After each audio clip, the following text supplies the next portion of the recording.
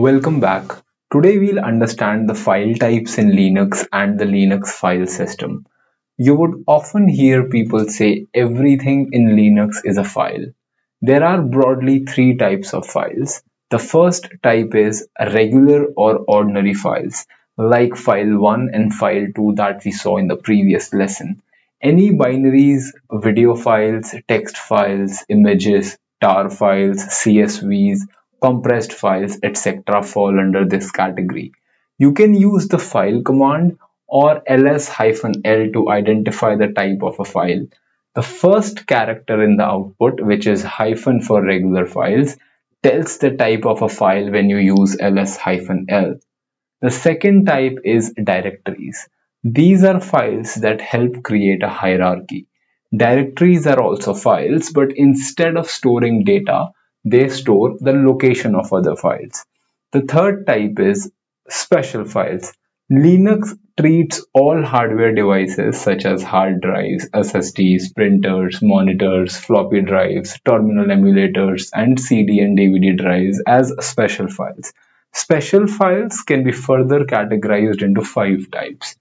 The first type is Linux character files. These are denoted by the letter C.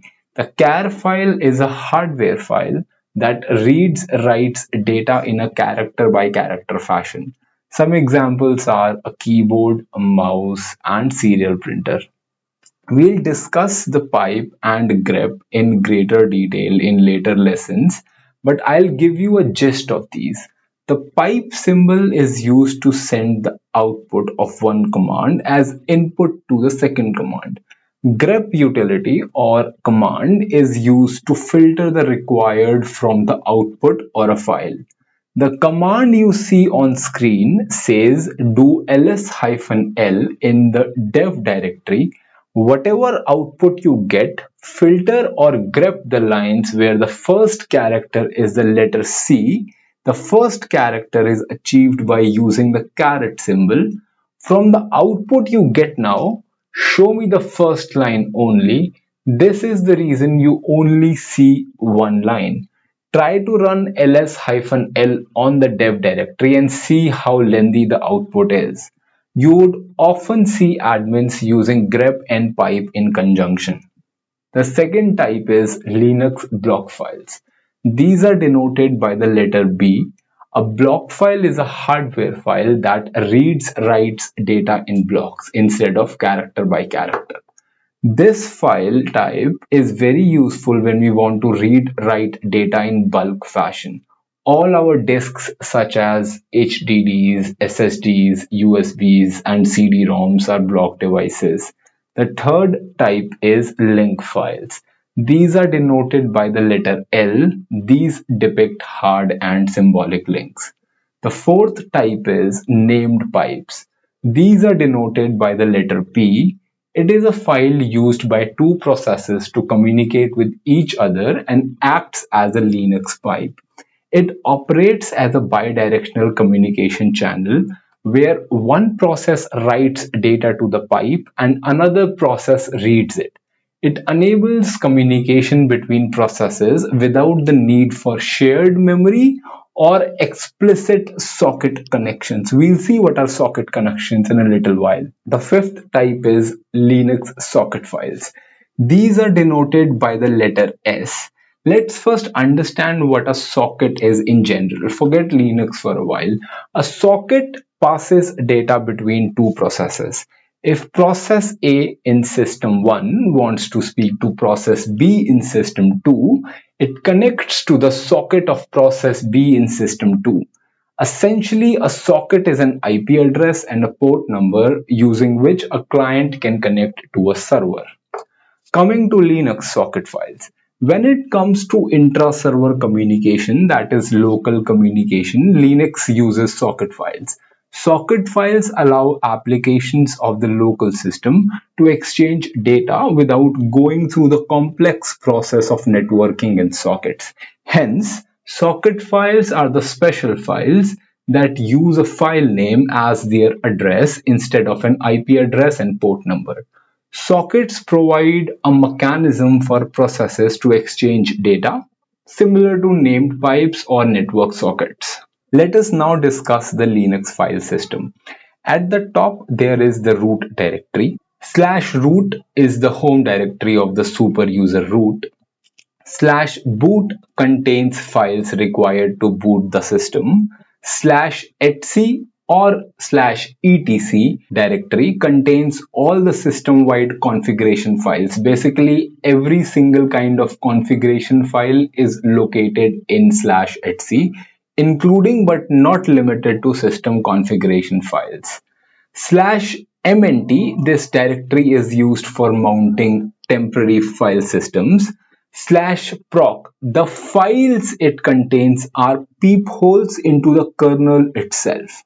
The files are readable and will give you a picture of how the kernel sees your computer. You can verify this by seeing the content of a few files in the proc directory.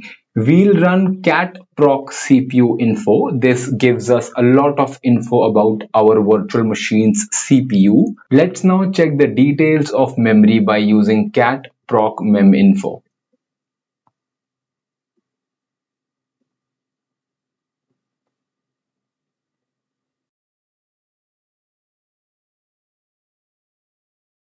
Slash sys directory contains information about devices, drivers, and some kernel features.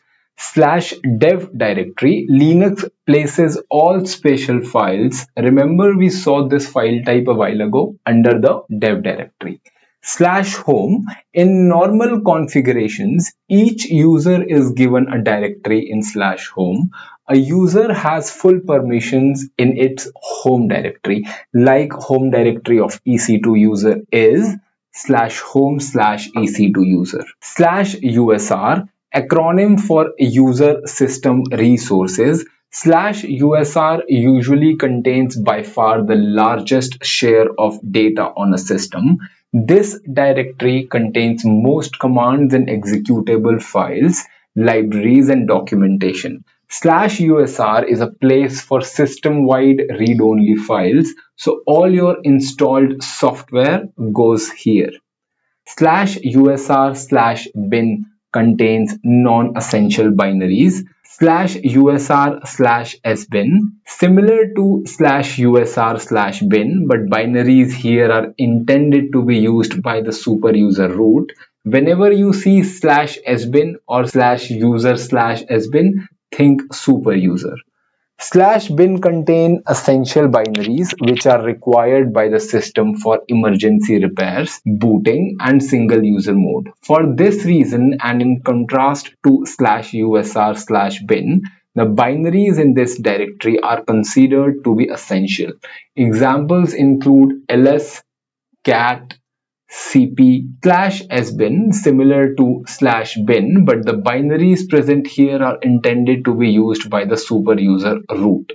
Slash lib, lib is short for library. Keeping Linux aside, a library in programming is a collection of pre-written code that programmers can use to optimize tasks. The library is a component that the main program needs to run properly.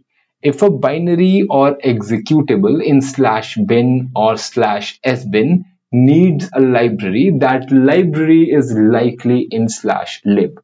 You would often see people use different terminologies, but for all intent and purposes, binaries, executables, and programs imply the same. Slash var, this directory contains system logs and other various variable data. That's all for this lesson. Thank you for watching, and I'll see you in the next one.